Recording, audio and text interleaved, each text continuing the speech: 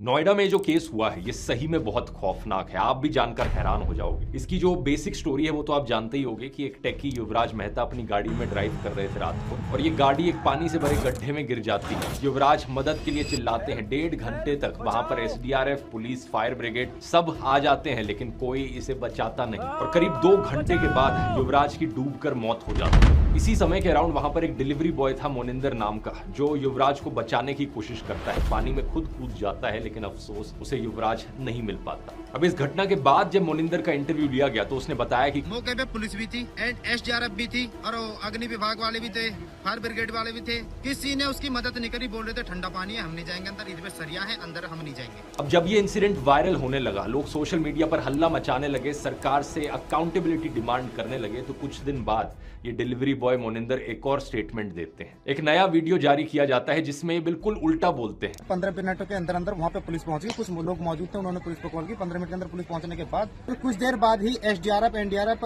Fire brigade सब ही समय पर पहुंच चुके थे। उन्होंने पूरी मशक्कत के बाद लगभग कुछ समय बाद ही उसे बहुत जल्दी रेस्क्यू कर लिया था लड़के को। अब आप सोचोगे आखिर सच क्या है। मोनिंदर से जब एक और बार फिर पूछा गया तो उसने फाइनली हिम्मत जुटाकर हिंदुस्तान टाइम्स को सारा सच बता दिया। उसने बताया कि कैसे पुलिस ने उसे थाने बुलाया है, एक स्क्रिप्ट दी और जबरदस्ती पुलिस के फेवर में वीडियो रिकॉर्ड उससे करवाया गया। पुलिस ने उसे 4.5 घंटे तक पार्क में बिठा कर रखा था और धमकाते हुए कहा था 5-10 दिन के लिए गायब हो जा, केस तो 2-3 दिन में मीडिया से हट ही जाएगा लेकिन तू तो यहीं रहता है। सोचकर देखो दोस्तों, सरकार एक तो कितनी निकम्मी है कि बेसिक फैसिलिटीज तक सिटीजंस को नहीं प्रोवाइड कर पा रही है, और दूसरा जब सच सामने आता है तो गुंडों की तरह बिहेव करते हैं सच को दबाने के लिए। मैं आपको बता दूं, जिस सड़क पर युवराज ड्राइव कर रहे थे उस सड़क का डिजाइन देखो, ऐसे 90 डिग्री के एंगल पर कहीं किसी डेवलप्ड कंट्री में आपको कोई सड़क नहीं दिखेगी। पहले तो इतने घटिया तरीके से एक सड़क बनाई गई, दूसरा कोई बैरियर तक नहीं लगाया गया, और तीसरा जब मदद की जरूरत थी ना तो वहां की एडमिनिस्ट्रेशन, पुलिस या फायर ब्रिगेड के पास